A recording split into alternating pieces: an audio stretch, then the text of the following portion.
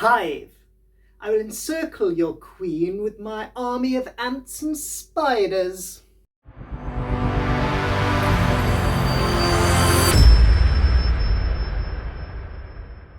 Hive is a tile-based strategy game in which each player has a set of creepy-crawly tiles that they take turns to either play or move.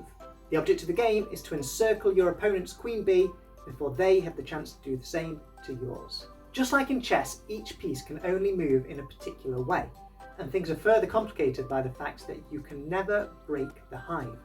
This leaves plenty of room for strategically trapping your opponent. The basic principle of Hive is pretty simple. Each player has 11 tiles, or up to 14 if you play with all of the expansions, and they must manoeuvre them around each other to surround your opponent's queen before they have the chance to do the same to yours. So you lose the game when your bee is surrounded on all 6 sides, whether that is by your tiles or your opponent's. In the base set of the game there are 5 types of tile, with the expansions adding an additional 3 types, and like chess, each piece can move in a different way, which we'll go into very shortly. The game starts by a randomly chosen player putting down a tile. There is no board here.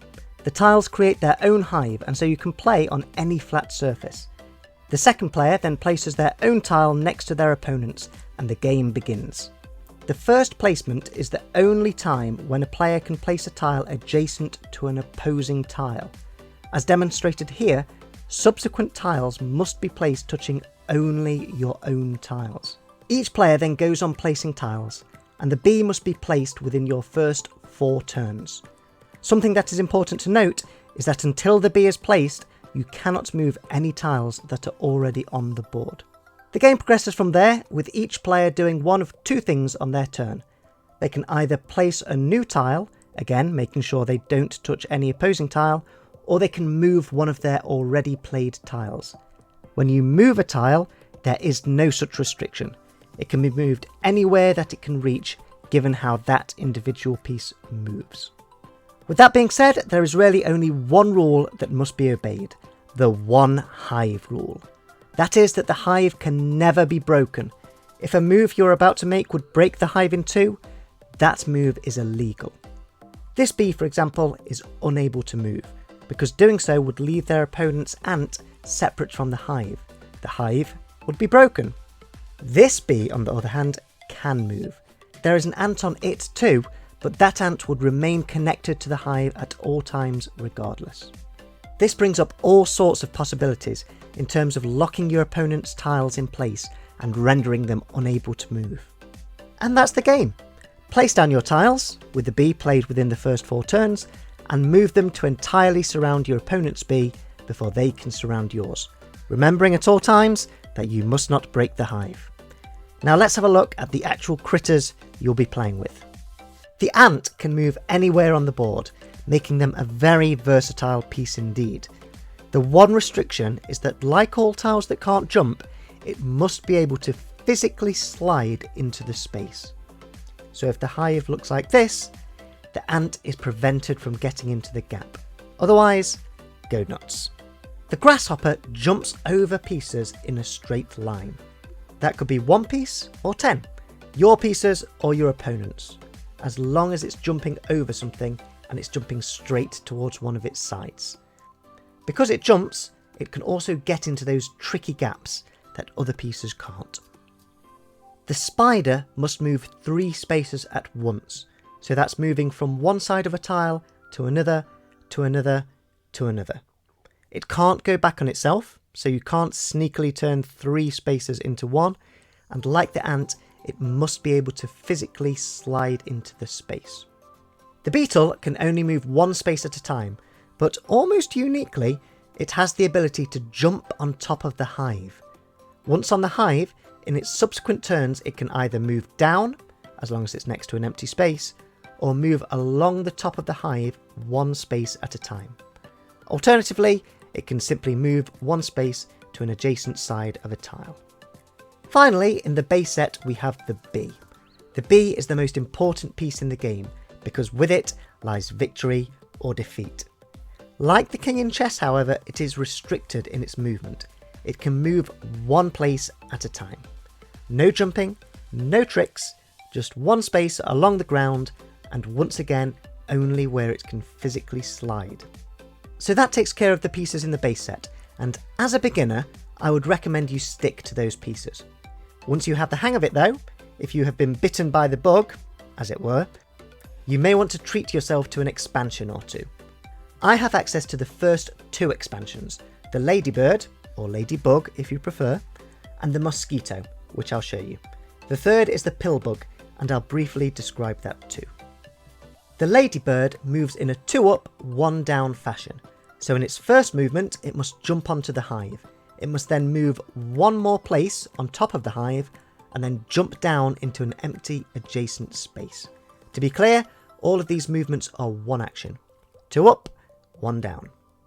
The Mosquito is a very interesting piece indeed, and it adds a lot in terms of strategy. It takes on the movement of any tile it is touching, or more specifically, any tile that it is adjacent to. On top doesn't count. So if the Mosquito is touching a spider, it can move 3 spaces. If it's touching an ant, it can move anywhere on the board it can reach, and if it is touching a beetle, it can move one place at a time, either on the hive or on the ground. In this situation, the Mosquito retains the ability of a beetle until it jumps down from the hive.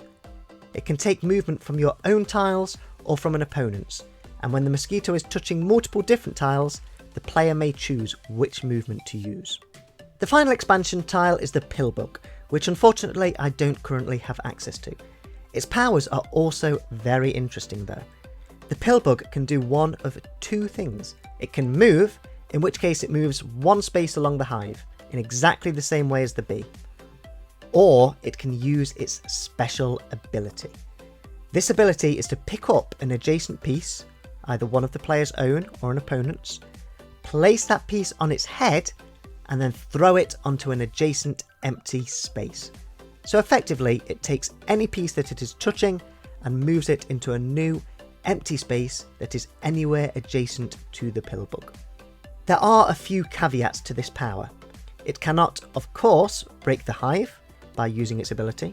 The piece it picks up cannot be on top of another, and it can't move a piece through a narrow gap of stacked tiles. So the piece must be able to slide on top of the Pillbug before being thrown elsewhere. The Pillbug can't grab a piece that was moved by your opponent in their previous turn, and in their next turn, the player can't move the piece that has been thrown by the Pillbug. It is stunned. It is a really unique piece, and I'm excited to try it. It feels like it could be very powerful, even game-breaking, and would require a big adaptation to your strategy. That is mitigated a little by the fact that it is only one piece.